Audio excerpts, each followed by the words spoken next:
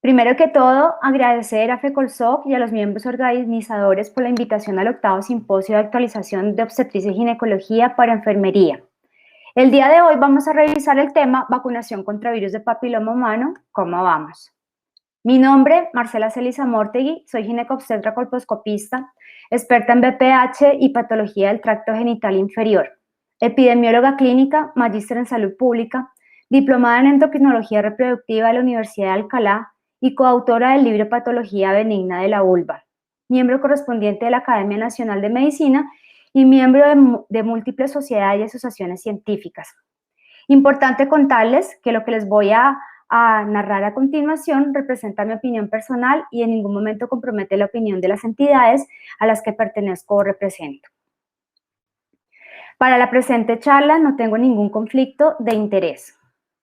La agenda que vamos a desarrollar a continuación tiene 7 puntos básicos. Objetivos de desarrollo sostenible para el año 2030, contexto epidemiológico de cáncer de cuello uterino en el mundo y en nuestro país, carga de enfermedad por virus de papiloma humano, prevención primaria con vacunación contra virus de papiloma humano, cómo vamos en el cumplimiento de las metas de vacunación, las conclusiones y un mensaje para llevar a casa.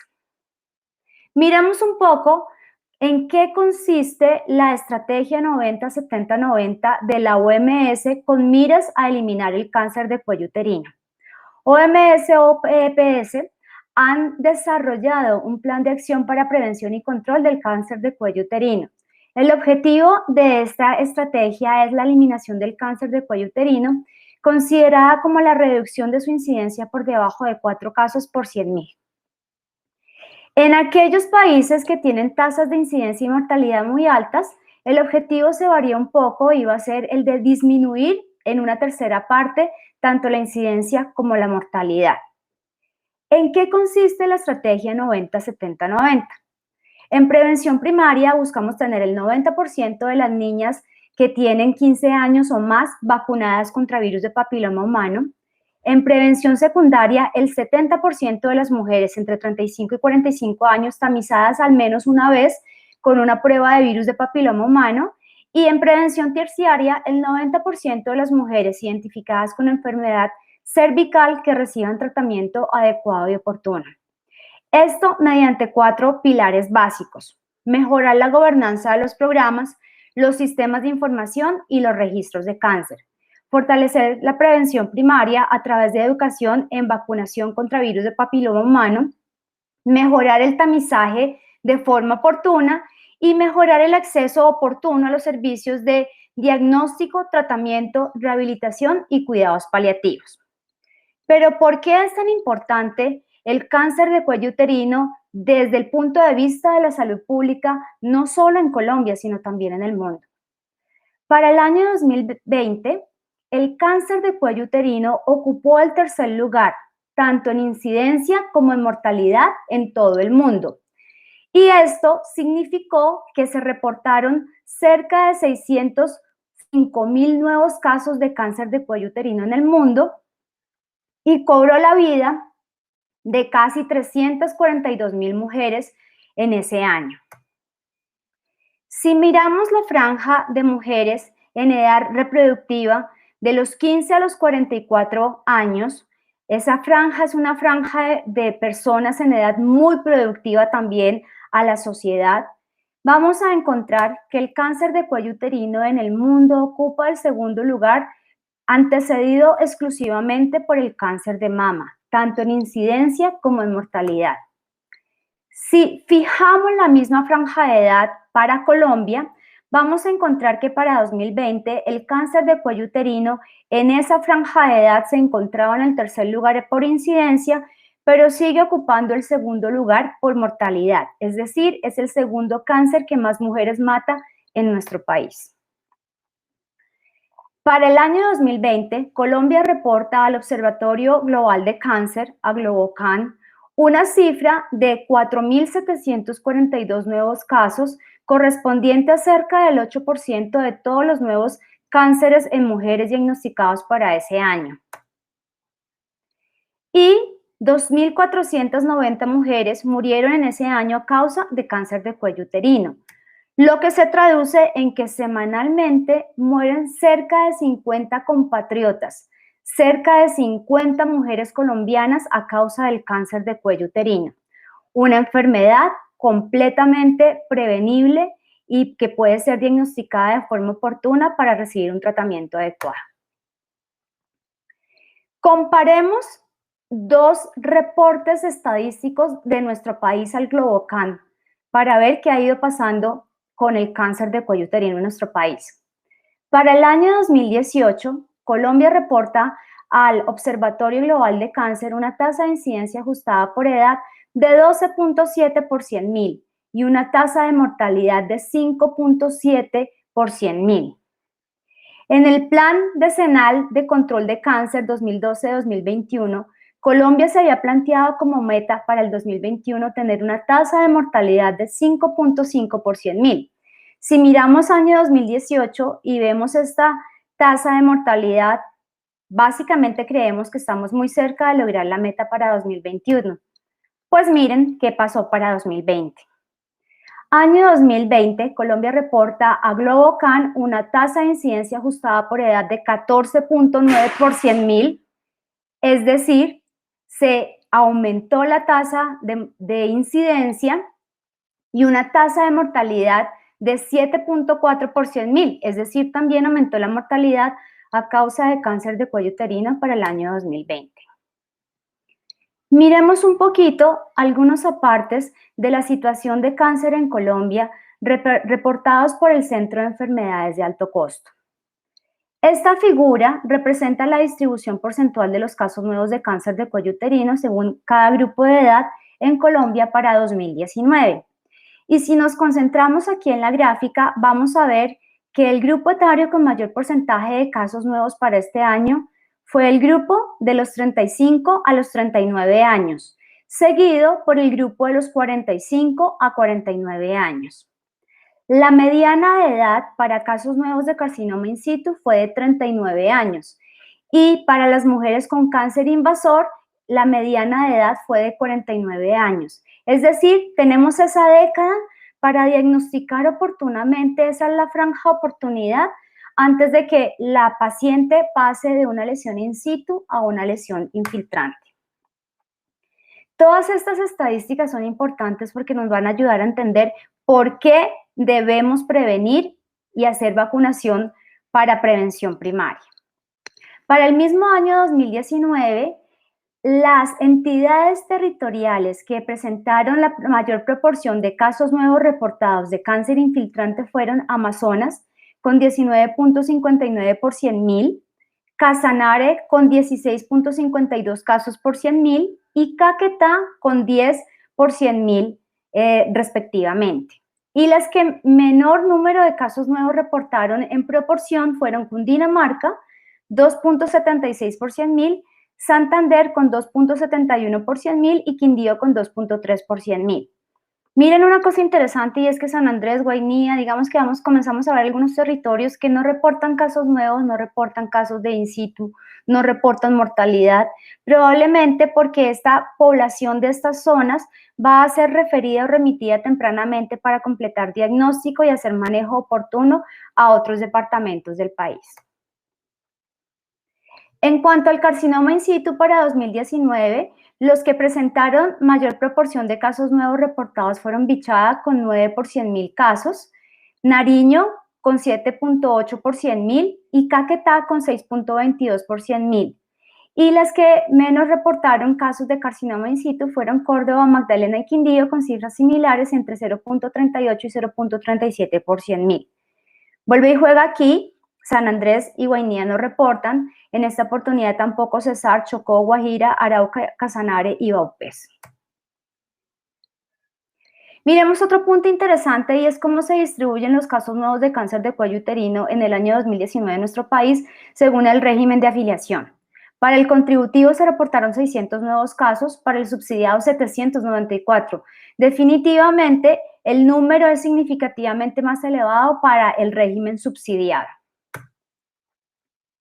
¿Y cómo es la distribución de los casos nuevos según estadio clínico y edad en nuestro país? Para año 2019, 29.5% de las pacientes se diagnosticaron en forma temprana con un in situ, como deberíamos diagnosticar todos los cánceres de cuello uterino, y la edad media fue 40 años. Perdón, la mediana de edad, 40 años.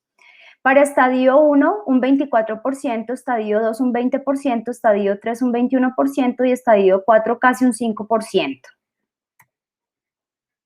Otro punto importante es la oportunidad de atención de los nuevos casos de cáncer de cuello uterino, tanto desde en la oportunidad entre la sospecha clínica y el diagnóstico, como entre el momento en que se confirma el diagnóstico y se inicia el tratamiento.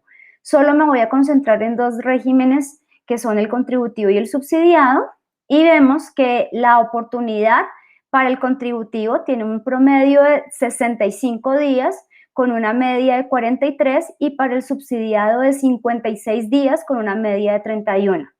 En cuanto a la oportunidad entre diagnóstico e inicio de tratamiento, para el contributivo tenemos un promedio de 70.5 días con una media de 61, y para el subsidiado casi 89 días con una media de 80. Definitivamente estamos un poco lentos al momento de hacer, entre el momento de la confirmación y el momento también de inicio del tratamiento. Por último, miremos cómo se distribuyó para año 2019 la mortalidad por cáncer de cuello uterino en las diferentes regiones de nuestro país.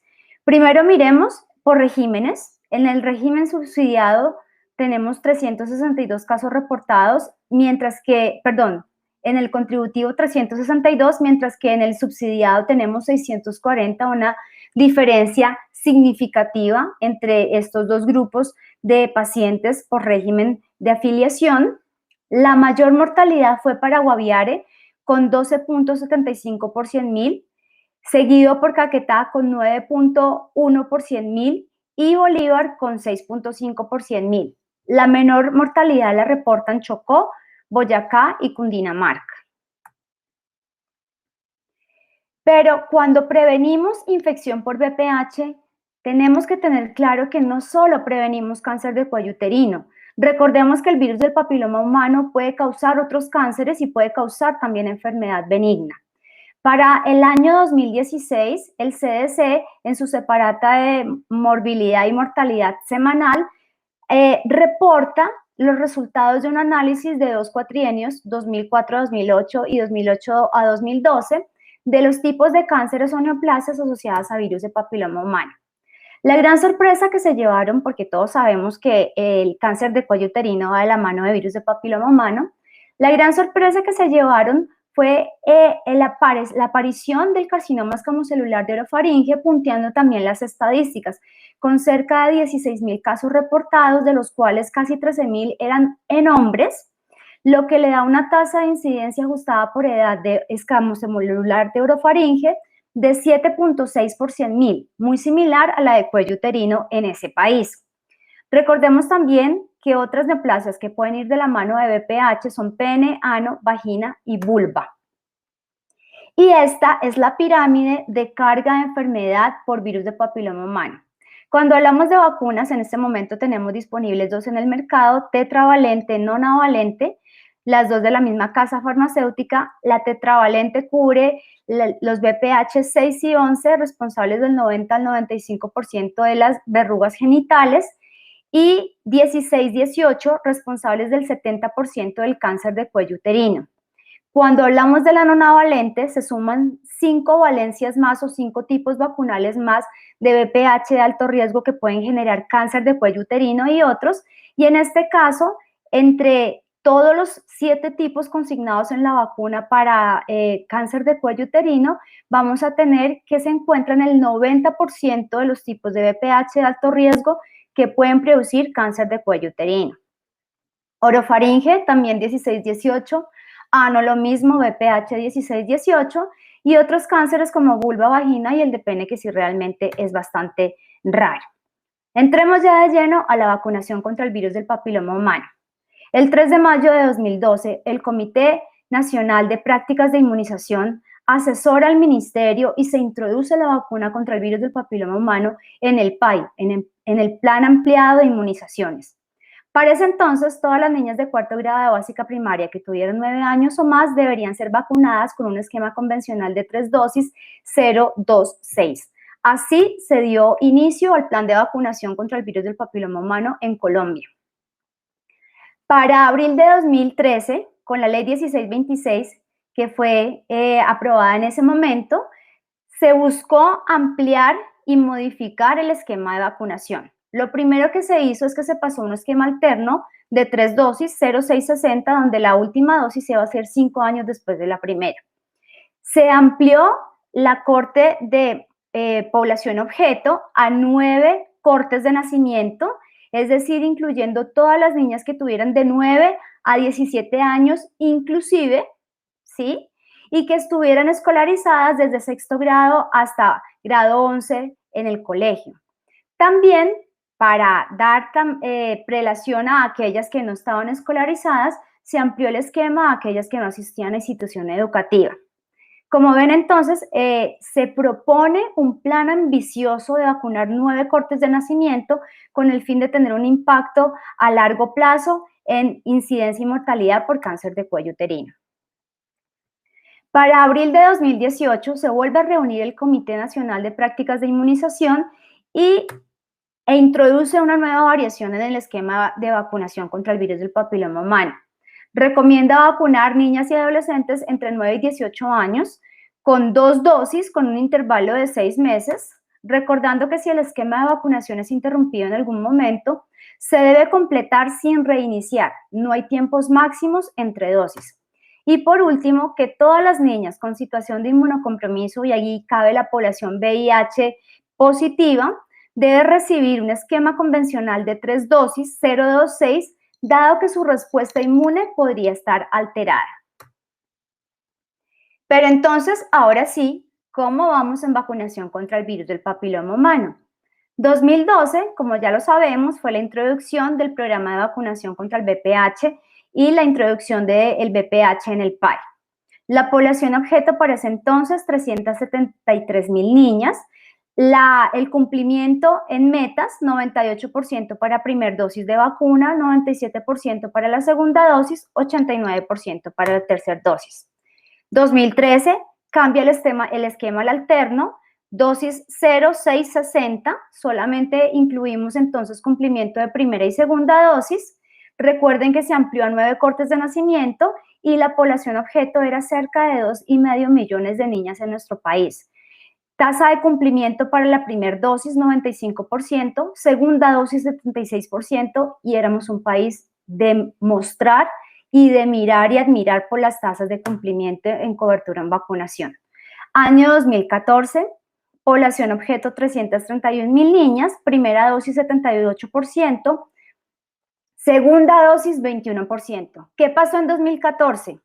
Resulta que en 2014 fue el evento Carmen de Bolívar, un municipio cercano a la ciudad de Cartagena, y para mayo 28 de 2014 comienzan a reportarse una serie de eventos adversos que las pacientes los relacionan con la vacunación con virus de papiloma humano.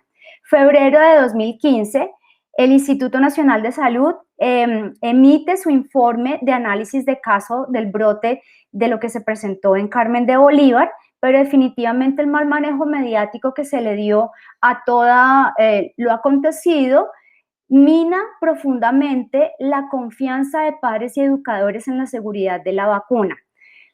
Para el año 2015 se intenta recuperar la cobertura, se alcanza 60% para primera dosis y 53% para segunda dosis. Año 2016 ha sido el peor año del programa, 6% para primera dosis, 1,6% para segunda dosis. 2017 casi un 10% para la primera, 1,4% para la segunda. 2018 lo pasó por encima porque ese era un resultado preliminar a septiembre, pero lo podemos ver aquí en el gráfico comparativo desde el inicio del programa, donde comenzamos con muy buenas tasas, hasta lo que va corrido de este año. 2019, 33% primera dosis, 10% segunda. 2020, 27% primera, 9% segunda. Y la proyección para diciembre de este año es cerrar con 33% en primera dosis y 10% en la segunda dosis. Definitivamente el COVID no solamente nos ha afectado de salud pública por lo que genera directamente, sino por el impacto en los programas de promoción y prevención. Miren aquí este gráfico, es Nueva York cuando cerraron la ciudad y las tasas de cobertura en vacunación en población de 2 a 18 años cayeron abruptamente como reflejo del impacto del COVID. Por último, y esto es a manera de cuando nos pregunten qué debemos contestar, ¿quiénes se pueden vacunar? Por esquema PAI, Ministerio de Salud, niñas y adolescentes de 9 a 18 años, ya lo vimos, 2 dosis, 0,6. Varones en la misma franja de edad, mujeres hasta 45 años con esquema convencional 0,26, mujeres tratadas posconización cervical en un esquema 0,26, iniciando en el primer mes posoperatorio, hombres hasta 45 años en el esquema convencional 0,26. Como conclusión, el VPH es la infección viral más común que se adquiere por vía sexual. La vacunación representa la mejor herramienta para prevenir la enfermedad por virus de papiloma humano, pero no elimina la necesidad de tamizar a nuestras mujeres para cáncer de cuello uterino. Debemos propender por tener nuestras niñas y mujeres vacunadas y las adultas tamizadas con citología o prueba de VPH según el esquema colombiano. Y el mensaje para llevar a casa es: la vacuna ha demostrado eficacia, seguridad y tolerabilidad para ajustarnos a los objetivos de desarrollo del milenio para 2030 y con miras a la eliminación del cáncer de cuello uterino debemos recuperar tasas de cobertura en vacunación contra VPH, optimizar estrategias de tamizaje, brindar adecuado seguimiento a las pacientes positivas y el acceso garantizado a un tratamiento adecuado y oportuno. Recuerden, el amor está en todos lados, infortunadamente también el VPH. Demos amor y no VPH. Todos a vacunarse. Por su amable atención, muchísimas gracias.